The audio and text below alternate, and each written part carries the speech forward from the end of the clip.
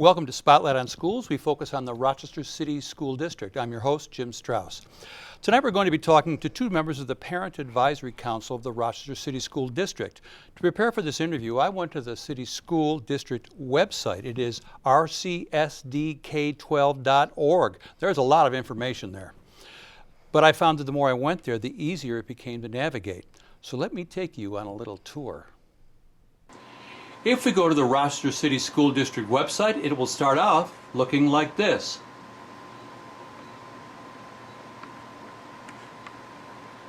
At the bottom left, there are announcements of things that are coming up soon. If we go to the center part, Connect with the District, there are important things for this coming school year. Registration information, track your child's progress, the action plan. If we go to this part, information for parents, and if we scroll down, we see join us. There are events that are coming up in the near future. Going to the top, we see some tabs. We're on the home page. We go across About Us, Board of Education, Community, Departments, Media, Parents. Today, we're going to focus on the parents. So let's go there.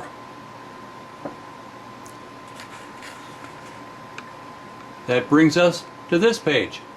And there are a lot of things on this page. We see, for example, what you're going to need for supplies, code of conduct, college scholarships, extracurricular activities. We go to the center column. No Child Left Behind. All the parent information that you want to find. We see on the right column, school counseling, specialized services, student health services, student leadership, student placement, student records. We're going to go to the Parent Council. This is the Parent Council Advisory page.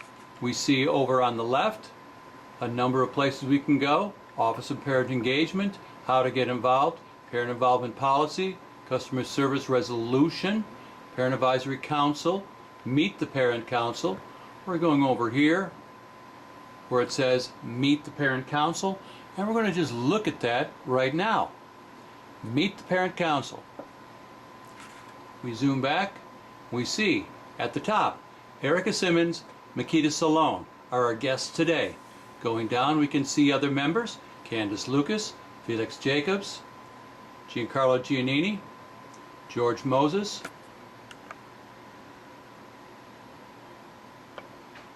and a few others.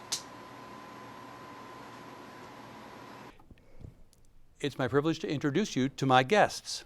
They are Ericka Simmons, Chair, and Makita Saloane, Vice Chair of the Parent Advisory Council of the Rochester City School District. Welcome to Spotlight on Schools. Yes, thank you for having us. Okay.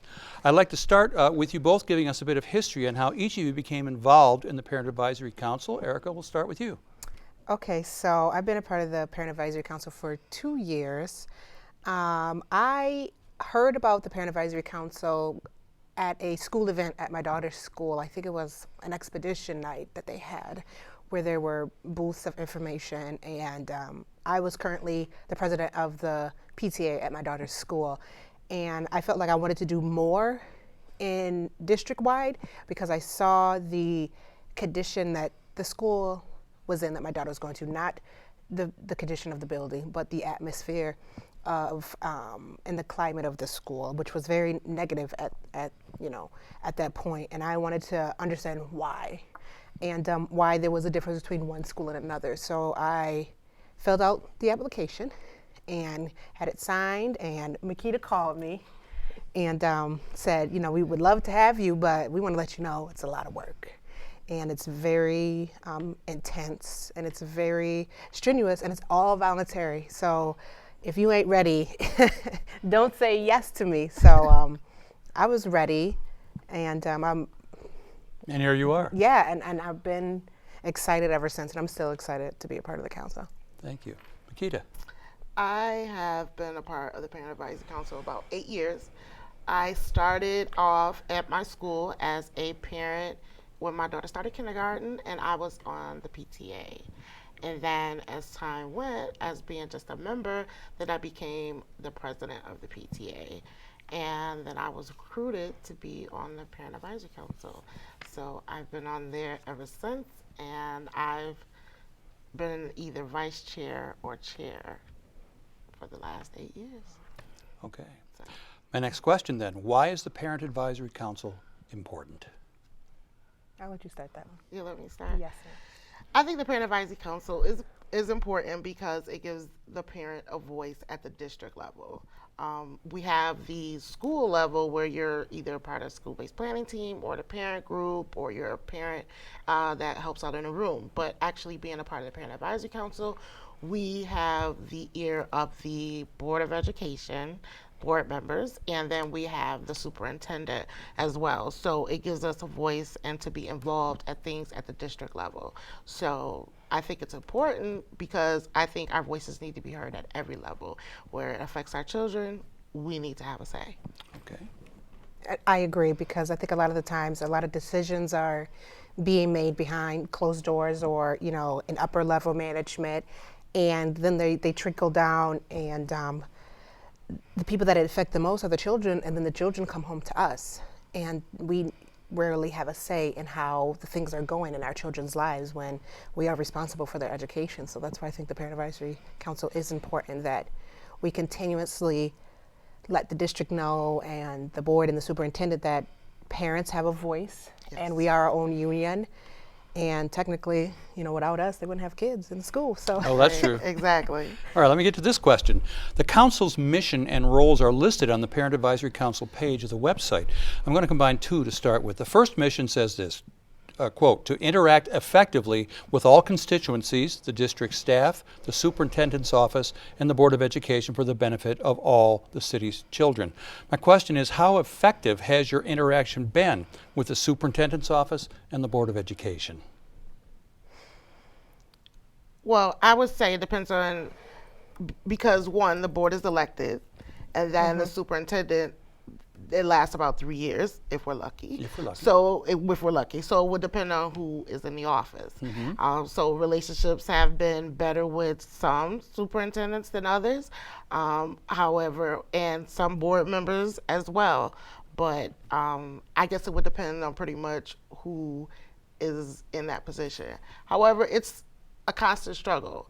Like, for example, we actually make sure that we schedule a quarterly meeting with the board members and the superintendent. So we do this check-in. So we always have their voice. It's not like we're always chasing them. They have to be with us every quarter. So I think it's important that we do that, but not all board members show up to our meetings. No. And sometimes superintendent can't make those meetings. But at the very least, we have a quarterly meeting with them. You want to add? yeah, and I think that, like she said, relationships change because consistency with leadership changes so frequently. And for the past 2 years that I've been on it, in the meetings that I have been in with the superintendent and the board, which we meet on the same day but just at different times during our meeting, sometimes it's difficult to get our questions answered. Right. That's Yeah. true. Okay, we're going to take a break here. We're going to come back and I'm going to ask you, well, how effectively do they listen to you? So don't go away. We'll be right back.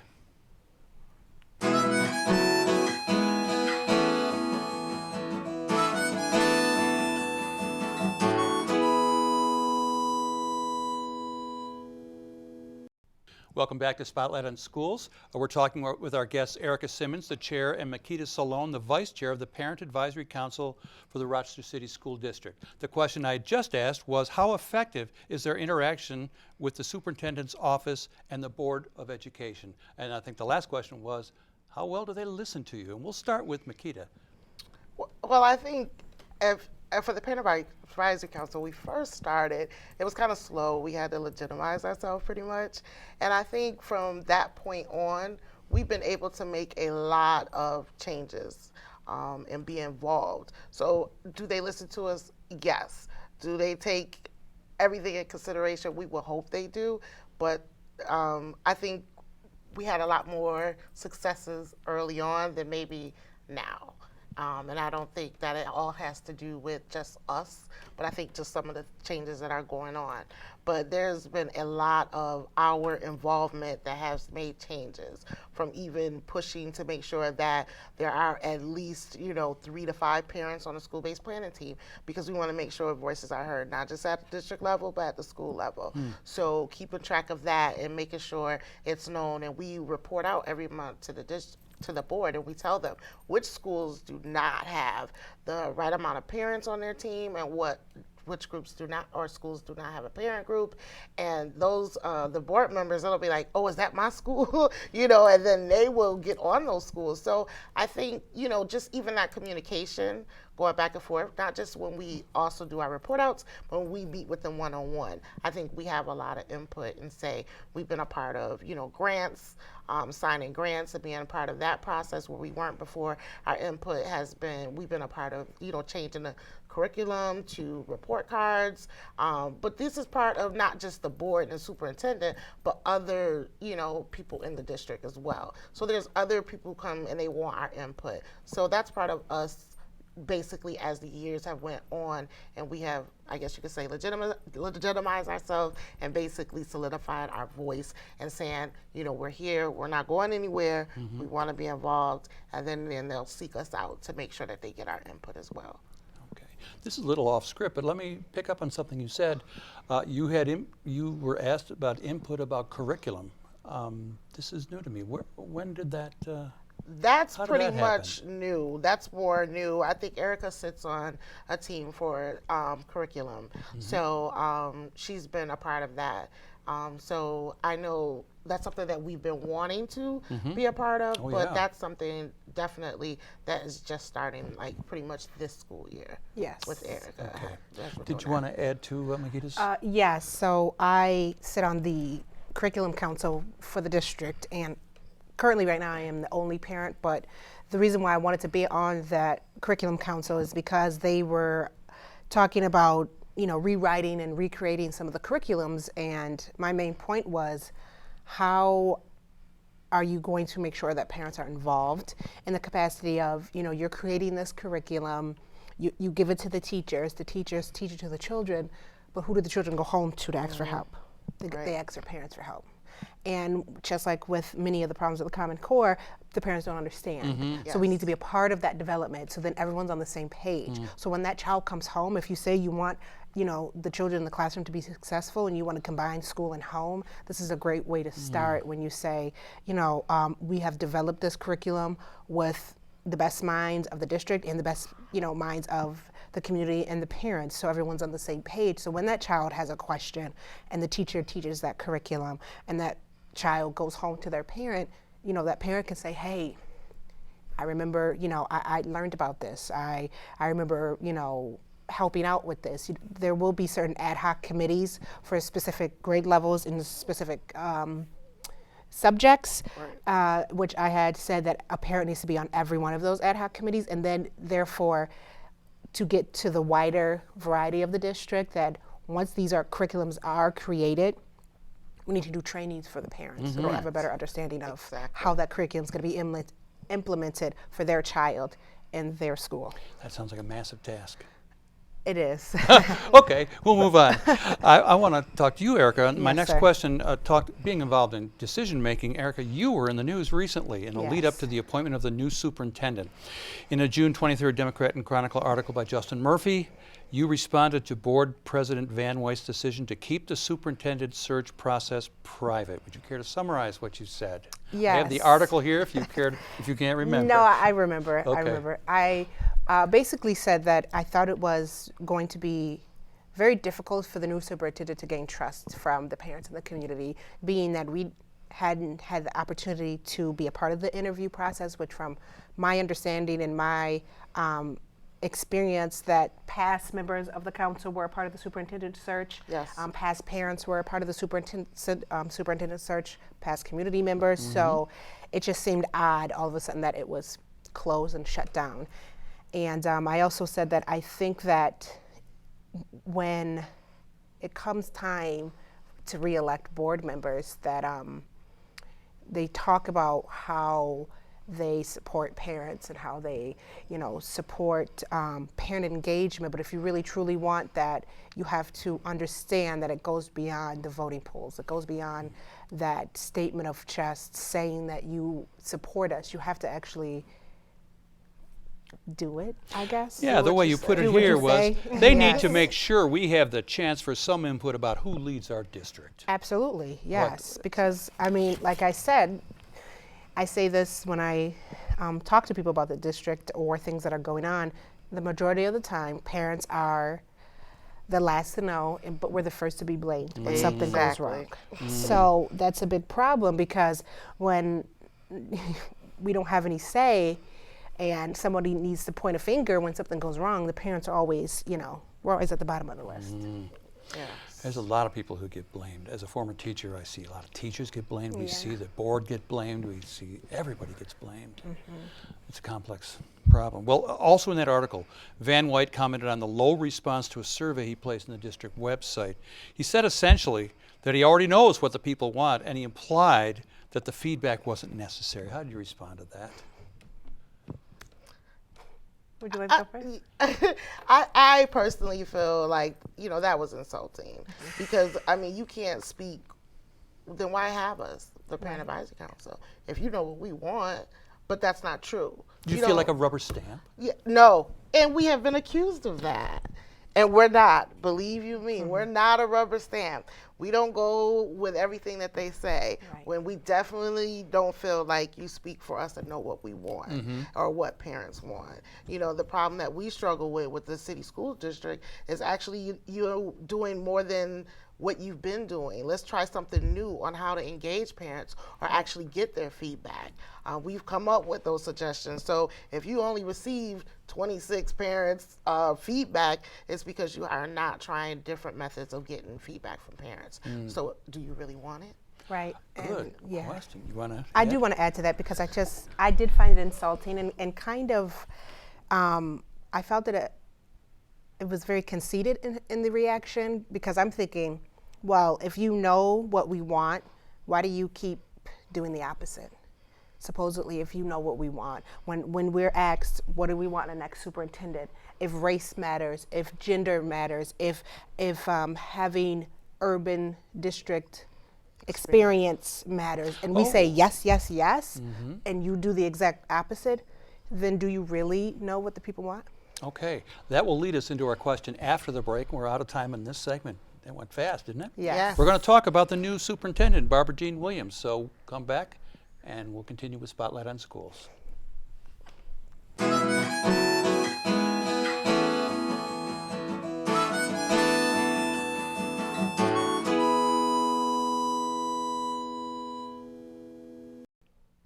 Welcome back to Spotlight on Schools. We're talking with Ericka Simmons, the chair, and Makita Saloane, the vice chair of the Parent Advisory Council of the Rochester City School District.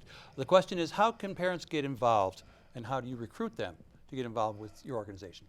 We do a lot of district events, meaning that generally every time the district has an event, we have a table, we have information set up. Just for example, last month we had the family affair in the park, where there was about 2,300 parents or families that came to Charlotte Beach, and we had a table, a tent, and a display of information where parents came and filled out a parent survey, and we talked to them about the importance of parent engagement and parent involvement, and how they can get in touch with us if they had any issues or questions. And also we had our information in our application there too. So any event that we have all that information at our table. We also have it online where they can print out the information as well and get it signed and hand it in.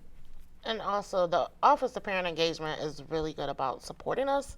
They're our support. So if they are at events that we're not able to be at, because we are full-time employees as well, so there are other events that we're not at that they also have our information.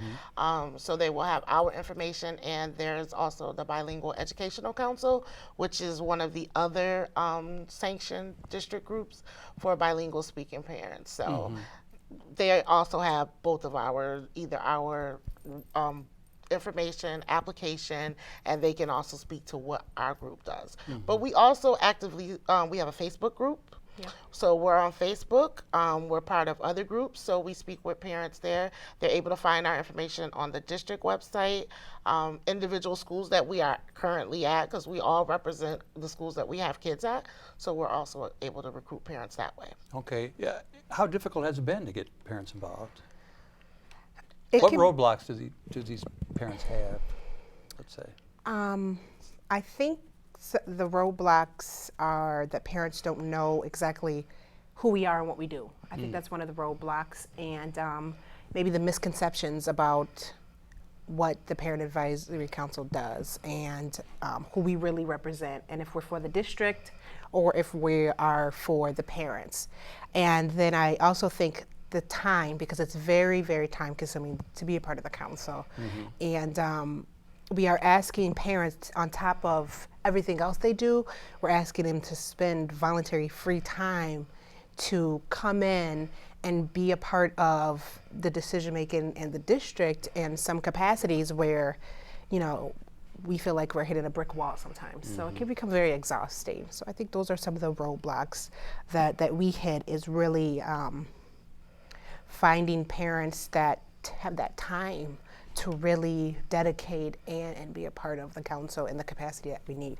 Okay. The fourth mission that you have listed on your webpage says to encourage parents to become actively engaged in the education of their children as a primary responsibility rather than as a delegated responsibility from the schools. As their first educator, parents are partners in their child's education. Why was that important? That was important because parent engagement and parent involvement, which by the way are two separate things, that is a fairly new concept. For the generation of parents such as Makita and myself, our parents went to work. A lot of our parents worked full time, and it was our duty as children to go to school. That was our job. And our parents went to work. That was their full-time job. And rarely that you interjected.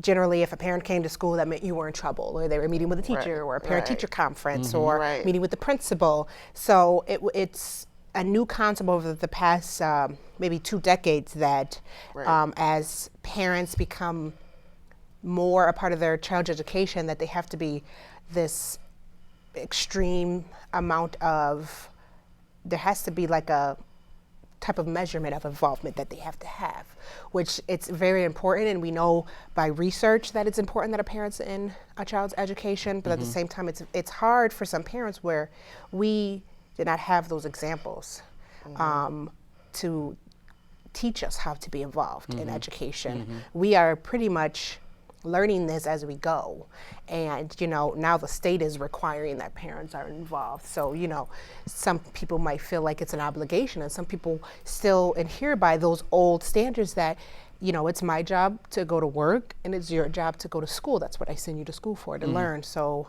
those are some of the conflicts of intertwining those two concepts and generations of people. And I think also being the first educator, like Ericka said, the concept and putting a name to it is fairly new, but I think this is something that generations have done. It wasn't a measurement for it, nor was it a name for it, but your parents and your family were always your first educators.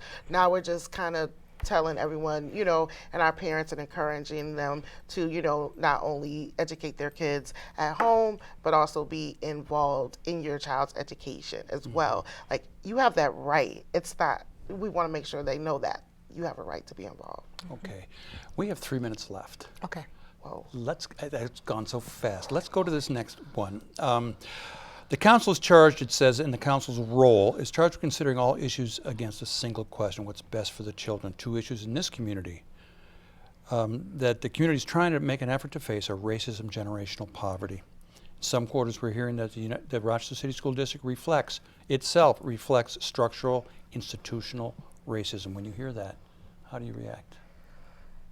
Well, my first thought is that I become kind of offended because, I see how some of the teachers treat our children in these schools. And a lot of our teachers are majority Caucasian descent, and they're coming from suburban living. And to me, I think a lot of teachers are coming in and feeling like they're doing our children a public service, as if our children are less than or aren't as equal as, you know, other children who deserve the same education. So I take offense to the way that that structure is set up. So when our district is over 90%, you know, minorities in the urban district, and then what is it, 70% of the teachers are Caucasians, I definitely feel there's structural racism.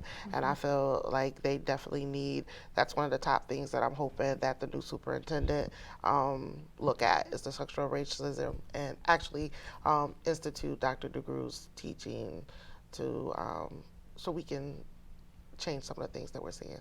One of the questions I was going to ask to come back to is, how did you react to the hiring of Barbara Dean Williams? You had no voice in the selection. You had mentioned, we had talked about off camera, that that she has no experience in urban districts. yes, which to me, I don't understand why the board continuously tries to have a superintendent that doesn't have experience in what we need. You're not going to hire me to do heart surgery, and I am a plastic surgeon. That just doesn't make sense. I'm a doctor. I have experience, but I don't have experience in that specific area that we need. So to me, to continuously hire someone that does not have an understanding of what this district needs, and honestly, to be truthful, doesn't even represent the majority of the district's, how we look, how we appear. You know, a lot of the district is African American and Latino mothers and fathers. And, you know, if we're talking about structural, institutionalized racism, a lot of our children need to see someone of the same, you know, color as them in these positions of, you know, leadership, so they can have something to hope for. We're out of time. Tell us how we can contact you. Well, you can get our information on the website, and our phone numbers, and I believe our personal email addresses might be on there, but we do have a Parent Advisory Council email. It is rcsdpac@gmail.com. So Rochester City School District Parent Advisory Council @gmail.com, but it's rcsdpac@gmail.com. So. Okay. Ericka Simmons, Yes. Makita Saloane, thank you so much for being. Thank I wish we you. could have talked That longer. was I know, really thank fast. you for I know, it always does. Yes. Okay, perhaps we'll come again Next time. and talk next Thank time. you so much. Yes. Okay, thank you for watching Spotlight on Schools. Come again next time. Good night.